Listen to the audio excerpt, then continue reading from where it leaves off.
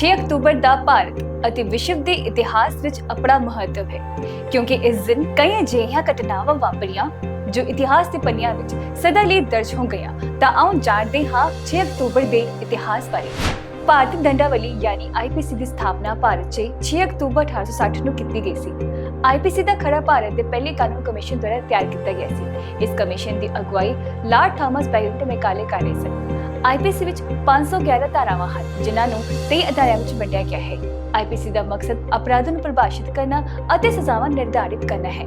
IPC ਦਾ ਮਕਸਦ ਪੂਰੇ ਦੇਸ਼ ਵਿੱਚ ਅਪਰਾਧਿਕ ਕਾਨੂੰਨ ਲਾਗੂ ਕਰਨਾ ਵੀ ਹੈ। ਆਈਪੀਸੀ ਵਿੱਚ ਰਾਜ ਦੇ ਹੋਣ ਦੀ ਰਾਖੀ ਲਈ ਵਿਵਸਥਾਵਾਂ ਹਨ।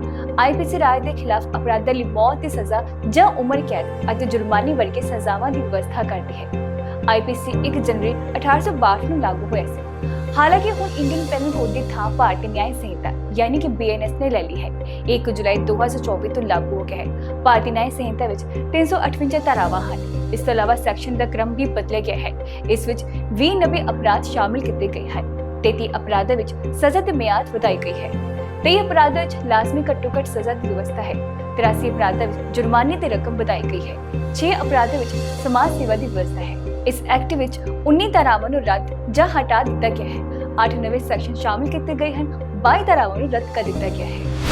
ਭਾਰਤੀ ਖਗੋਲ ਸ਼ਾਸਤਰੀ ਅਤੇ ਭੌਤਿਕ ਵਿਗਿਆਨੀ ਮੇਘਨਾਥ ਸਾਹਾ ਦਾ ਜਨਮ 6 ਅਕਤੂਬਰ 1893 ਨੂੰ ਹੋਇਆ ਸੀ, ਜਿਨ੍ਹਾਂ ਨੇ ਖਗੋਲ ਭੌਤਿਕ ਦੇ ਖੇਤਰ 'ਚ ਵੱਡਾ ਯੋਗਦਾਨ ਦਿੱਤਾ।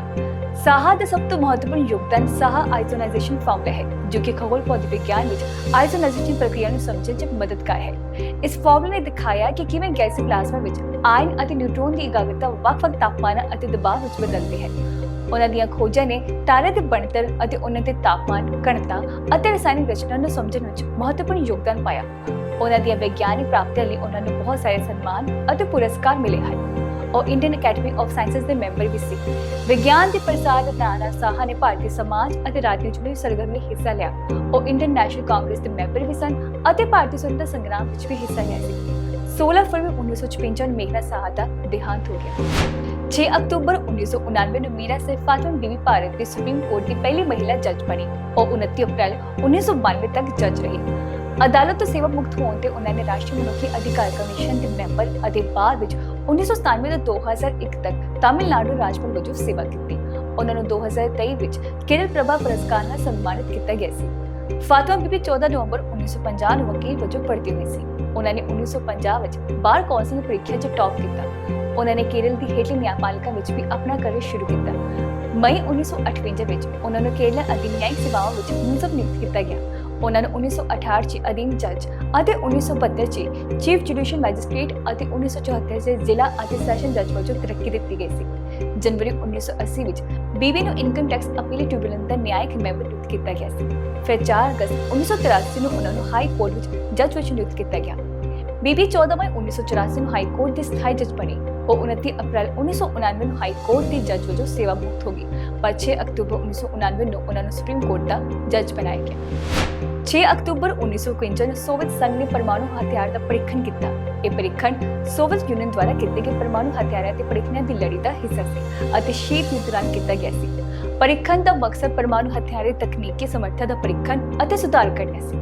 ਕਿਹਾ ਜਾਂਦਾ ਹੈ ਕਿ ਅਗਸਤ 1945 ਵਿੱਚ ਹੀਰੋਸ਼ੀਮਾ ਅਤੇ ਨਾਗਾਸਾਕੀ ਤੇ ਅਮਰੀਕਾ ਦੇ ਪਰਮਾਣੂ ਹਮਲਿਆਂ ਤੋਂ ਬਾਅਦ ਦੂਜਾ ਵਿਸ਼ਵ ਯੁੱਧ ਖਤਮ ਹੋ ਗਿਆ ਸੀ।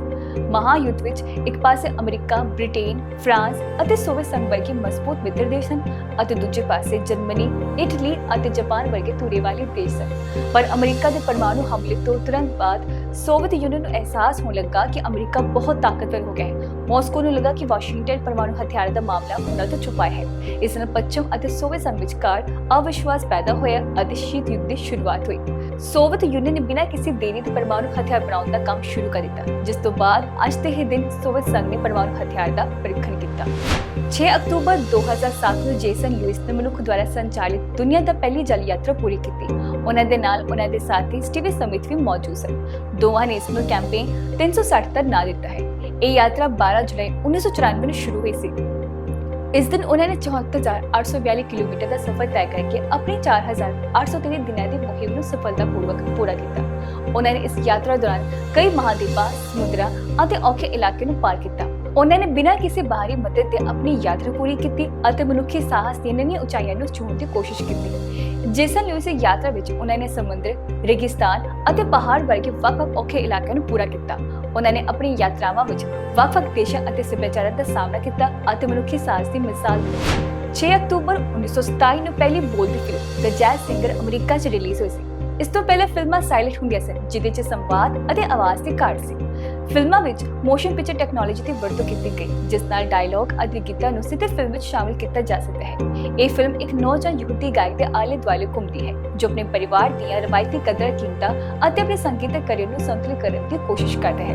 ਇਸ ਫਿਲਮ ਵਿੱਚ ਅਲ ਜੌਨਸਨ ਨੇ ਮੁੱਖ ਭੂਮਿਕਾ ਨਿਭਾਈ ਸੀ, ਜੋ ਕਿ ਮਸ਼ਹੂਰ ਗਾਇਕ ਅਤੇ ਅਦਾਕਾਰ ਸੀ। ਅਲ ਜੌਨਸਨ ਦੀ ਗਾਇਕੀ ਅਤੇ ਸੰਵਾਦ ਫਿਲਮ ਦੀਆਂ ਮੁੱਖ ਗੱਲਾਂ ਸਨ। ਜੈਜ਼ ਸਿੰਗਰ ਨੇ ਬਹੁਤ ਸਫਲਤਾ ਪ੍ਰਾਪਤ ਕੀਤੀ ਅਤੇ ਦਰਸ਼ਕਾਂ ਦੇ ਆਲੋਚਕਾਂ ਦੁਆਰਾ ਵਿਆਪਕ ਤੌਰ ਤੇ ਪ੍ਰਸ਼ੰਸਾ ਕੀਤੀ ਗਈ। ਇਸ ਦੀ ਸਫਲਤਾ ਨੇ ਭਵਿੱਖ ਦੀਆਂ ਗੱਲਾਂ ਕਰਨ ਵਾਲੀਆਂ ਫਿਲਮਾਂ ਲਈ ਇੱਕ ਮਿਆਰ ਕਾਇਮ ਕੀਤਾ।